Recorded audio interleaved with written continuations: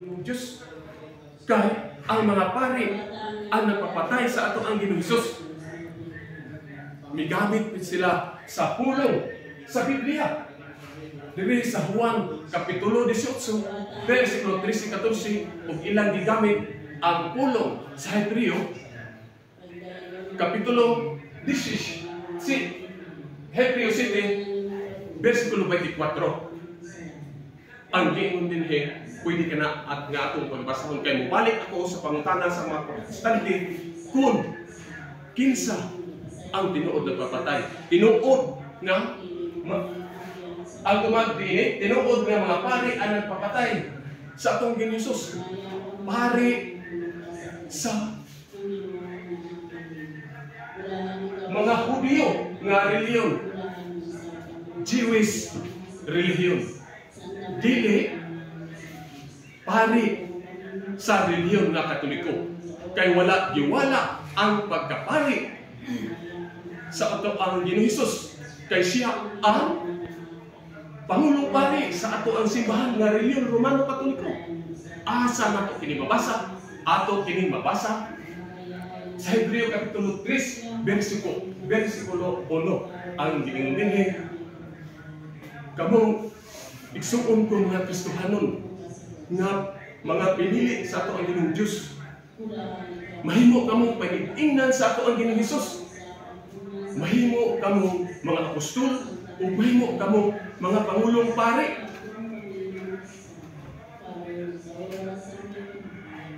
Sa atong pagtuo, sa atong paglaom, pagkadako bagid sa grasya sa ato ang Ginoong Diyos, ang maong kapadayunan nga gitugyan ngadto sa atong mga kapalian dinhi sa kalibutan, ang maong Holy Sacrament nga gimhaton pagkadako sa grasya. So matud pa ang maong katungdanan nga Holy Sacrament. Asa na ito kini makita? Nagalangkog man kini sa tulong hukbo. Ang binugyanan niya ni Amor mong pa-implement ni ini ang obispo, pari o diakono. Asa na ito kini makita? Ato kini makita sa simbahan panahon kung magmisa ang mga kapalian. Inigisa sa Ustias kini ang pari mag-isa sa chalice. Dihan na ito makita ang Holy Sacrament. So, karon ang maong gibilin sa ato ang Pangulong Pari ni Mosing Jesus nga ang mo-implement ani o ang dinagyanan niya ini may kailak sa tibuok kalibutan ang maong Holy Sacrament, ang mga kaparian. Napuno ang atong kalibutan sa mga kaparian. So, nagkalain-lain nga kanasuran o nagkalain-lain nga mga pinulungan. Matod pa diri sa etymology ang giingon dinhi. Sa pinulungan nga Griego,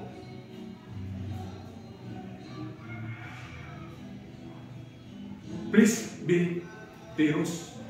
Ang buot pasabot na ini, elder leader, hari, ano, pangulos sa atong relihiyon nga pagtuo o magpalikpon niya. Ang pinulungan nga Hebreo, kahali, pinulungan nga Latin, sacerdos, pinulungan nga Spanish, sacerdote, sa English, priest, o sa Bisaya, pari. So, ang linungtaran sa maong tinugyanan kung mo implement sa maong Holy Sacrament, mga pari ihapon. Karon kay ato na nasayran, pari ihapon. Karon, ato na nasayran tanan. Sa daang tugon nga sinulat, adunay duha ka hug-o nga pinili nga mga katawhan sa ato ang Ginoong Diyos nga mga Kristohanon usab. Sa una, ang mga pinili nga katawhan nga Kristohanon usab sa ato ang Ginoong Diyos, mga Israelita. Sa ikaduha, mga piniling mga katawhan nga pinili sa Diyos nga mga Kristohanon, panahon nga nagpakatao si Ginoong Hesus, dito niya gitukod ang iyang simbahan. Ato kini mabasa sa Mateo Kapitulo 16, versikulo 18. Ang giingon dinhi, sultihan ko ikaw si Pedro, pagatukuron ko ang akong iglesia ibabaw nining bato, bisan gani ang kamatayon dili makabuntog niini. Kinsa kini si Pedro ang maong itinudyanan sa atong Pangulong Pari nga mao si Ginoong Hesus. Mao kini siya ang unang Santo Papa sa Roma. Pagkadako bagid sa grasya sa atong Ginoong Dios nga kapadayonan nga gitugyan sa atong mga kaparian. Ang kining Holy Sacrament nga dinhi ang tinuod nga gipangita sa ato ang mga katawhan sa nagkalain-lain nga mga reliyon. Sugdanan, kamatuoran o pundasyon sa simbahan nga reliyon Romano Katoliko nga tinuod gayud nga tinukod. Dili lamang kay kana magpamatuod sa atong mga kaparian ug sa atong simbahan Romano Katoliko.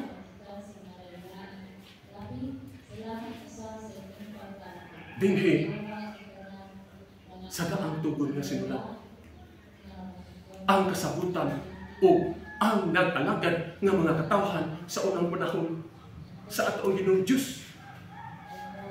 Ang mga Kristohanong usab nag-alagad. Mga pari ihapon, kinsa kini sila? Si Aaron og iyang mga anak ug iyang mga kaliwatan. Ato kini mabasa sa Exodo Kapitulo 40, versikulo 12-13 ang giingon dinhi.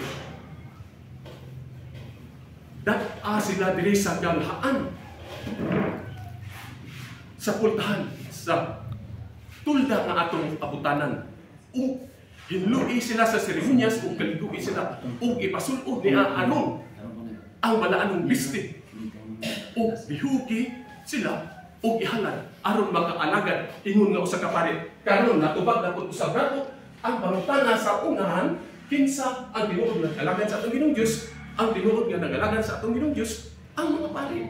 Pinaagi sa kaliwatan ni Aaron natubag na usab nato. Pagkadako pa din sa grasya sa Dios. Dili lamang kay kana sa kaliwatan ni Aaron, mitungha na usab ang kaliwatan ni Levi at sa daang tugon atong mabasa sa Deuteronomio Kapitulo 18, versikulo 1 ngadto sa 2. Ang giingon dinhi. Ang tibuok kalibutan.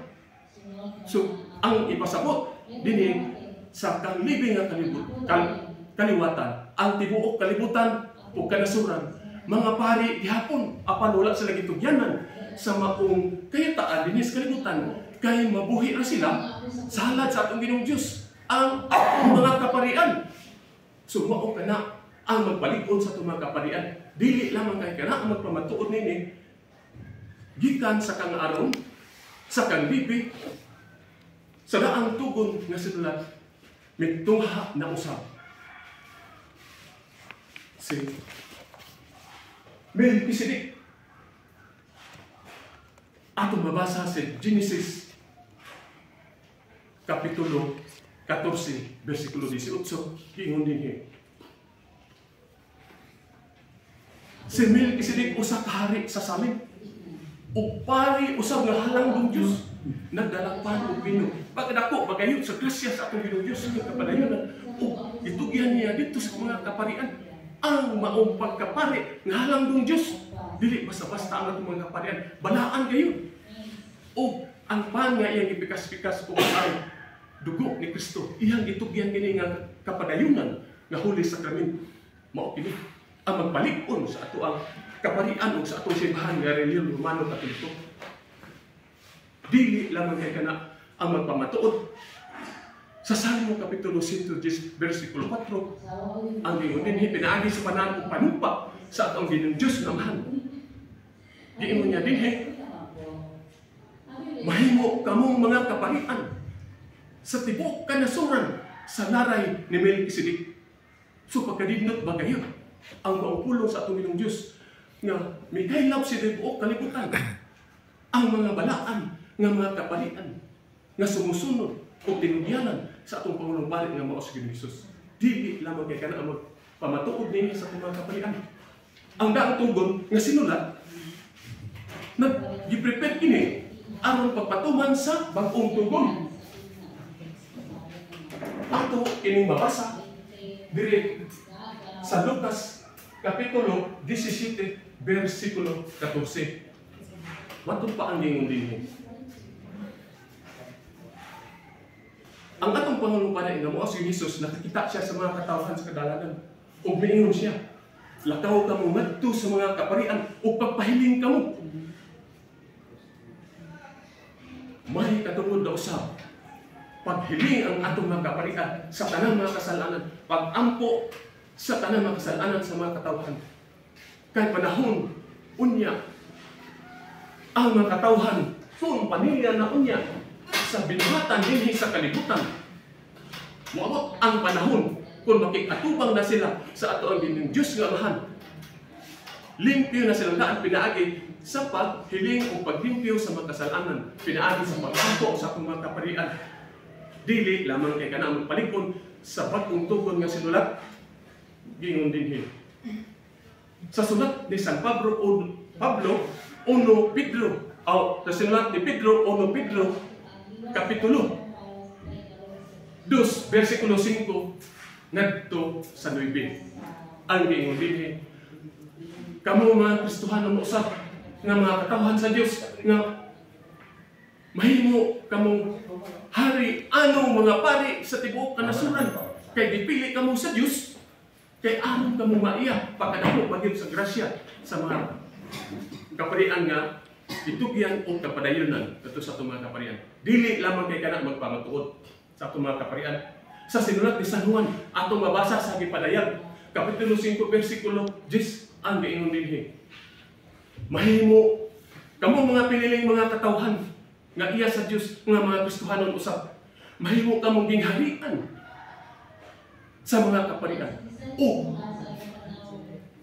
mag-alagad kamo sa atong Ginoong Dios ug mahimo kamo hari anong mga pari sa tibuok kalibutan. Pagkadako bagyod sa grasya sa atong Ginoong Dios nga kapadayunan nga gitugyan sa atong mga kaparian. Ang huli sakramen. So, dako ang grasya kay ang mga kaparian anak sa Dios, iya sa Dios ug alagad sa Dios nga tinuoray gayon. Sa tinukod, nga tinuod nga tinukod nga simbahan nga reliyon Romano Katoliko. O ang sinulat usab ang magpamatuod dinhi sa mga kaparian ni San Pedro mingon, kamo mga piniling mga katawhan nga iya sa Dios ng mga Kristohanon. Giyan dinhi aduna kamoy pangulong mga pari sa ato pagka-Kristohanon. Ato mabasa sa Hebreo Kapitulo 3 versikulo 1 ang giingon dinhi. Kamo mga igsoon mga Kristohanon nga pinili sa Dios, mahimo kamong panig-ingnan sa atong Pangulong Pari nga mao si Jesus sa atong pagtuo paglaom. Pagkabalaan gayud sa atong mga kaparian. Kay pinili nga mga katawhan ang atong mga kaparian o ang kapadayunan nga gitugyan ngadto sa pagkaparian gikan sa atong Pangulong Pari ang pagkapostol o pagkapangulong pari sa atong pagtuo. Mao kini ang nakapalig-on ug maayo sa atong simbahan nga reliyon Romano Katoliko. Dili lamang kay kana ang magpamatuod sa paghimpit sa pagtubag sa pangutana sa mga Protestante pinaagi sa sulat ni San Pablo atong mabasa sa Roma Kapitulo 15 versikulo 16. Giingon dinhi ni San Pablo, wala ako nag-alagad sa dili mga Hudyo. Kung dili nag-alagad ako, ingon nga usa ka pari. Pagkadako pagid sa grasya sa atong Ginoong Dios. Ngadto sa sulat ni San Pablo kay ang pari na usab tinuod nga iyang mga katawhan anak sa Dios o nag-alagad sa atong Ginoong Dios. Natubag na usab nato ang pangutana sa unahan sa mga Protestante kung kinsa ang tinuod nag-alagad sa atong Ginoong Dios. Atong tubag ini ang tinuod nga nag-alagad sa atong Ginoong Dios ang mga kaparian dinhi sa kalibutan. So, dili lamang kay kana ang magpamatuod ini. Yung sa pagdahimong Pangulong Pari si Ginoong Hesus, pinaagi sa panahon panumpa sa atong Ginoong Diyos nga Amahan, nahimo siya Pangulong Pari atong mabasa sa Hebreo Kapitulo 7, versikulo 21 ang ingon dinhi.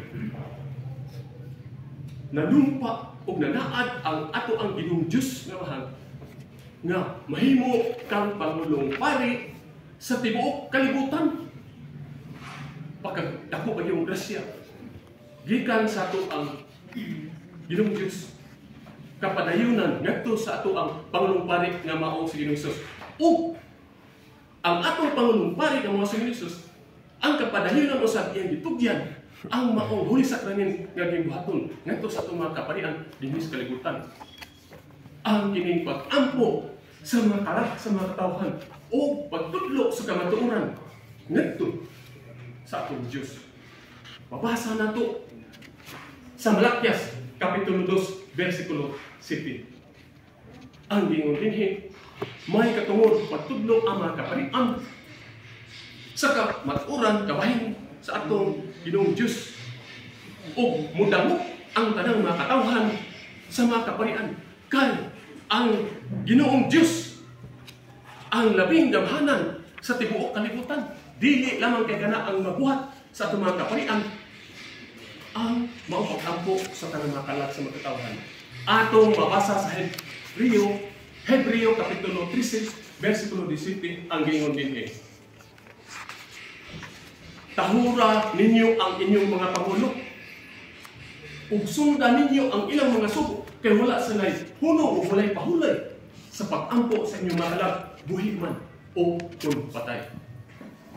Kay panahon unya kung panigan na ang mga katawhan dinhi sa kalibutan sa ilang binuhatan, kung makikatubang na unya sa Ginoong Diyos nga mahal, limpyo na silang daan pinaagi sa pag-ampo sa ato ang Pangulong Pari nga mao si Ginoong Hesus ug ngadto sa ato mga kaparian nga gitugyan o ang kapadayunan nga gibuhaton nga huli sakramen.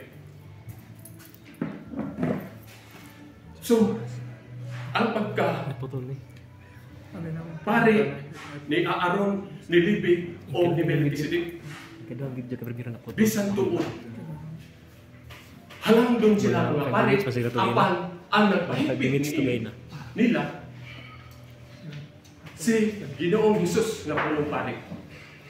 Kay dinhi bisan tuod nga hari si Melchizedek nga halangdon hari sa katarong,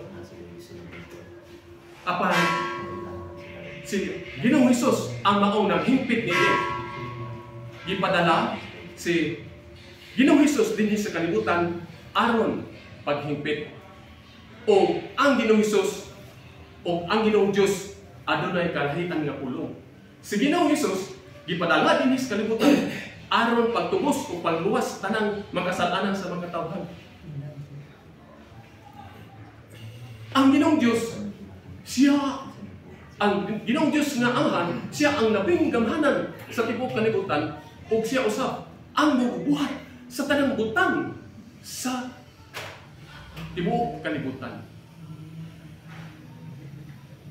Karon kay ato na nasayran ang mong gibuhaton sa ato ang Diyos nga mahal dahil ka padulngan ngadto sa ato ang Pangulong Pari nga mao si Hesus kapadayunan usab ngadto sa ato mga kaparian nga huli sakrament nga gibuhaton. Nasayran na nato usab ang tinuod nga tinukod nga gipangita sa tanang katawhan o sa tanang reliyon nga nagtuon sa Biblia. Ang tinuod nga tinukod nga simbahan nga reliyon Romano Katoliko ra gyud. Ato gid kanang barugan. Tungod sa akong kalingod sa akong panghuna-huna, ang akong amahan usab ka Romano Katoliko o alagad usab ako karong manasiipin ako. Nagpasalamat ko dako kasi din ako. Kay sa 1983 aduna ako hindi pangutana nga simpleng tao. Asa dapit ang pultahan. Padulong dito sa gingharian sa langit ang iyang tubag sa kuha. Ang akong inahan gisulod sa garapon kutkuton panako ilawom sa yuta. Og dinhi sa pagkasiigdi nako karon sa hinay-hinay nako kutkut o o pagbasa sa pulong sa Biblia sa ato ang Ginoong Diyos nga mahal. Nang ara dinhi ang tinuod nga pultahan padulong dito sa gingharian sa langit o mauusap ang tinuod nga tinukod sa atong Pangulong Pari nga mao si Jesus nga simbahan relihiyon Romano Katoliko. Kita mga sipi sumusunod sa balaod sa dayosisan sa probinsya down to sa atong mga kaparian, kita ang makitangbayayong pagsangyaw sa uhaw, sa pulong sa Diyos, pagbalikon sa atong pagtuo. Uhaw sa kamatuoran sa pundasyon. Kamatuoran o pundasyon nga nangita sa maong tinuod nga tinukod nga simbahan nga relihiyon Romano Katoliko. Ug may buntag ka natong tanan, igsuon ko mga sitkin. Dahil salamat. Sige, salamat.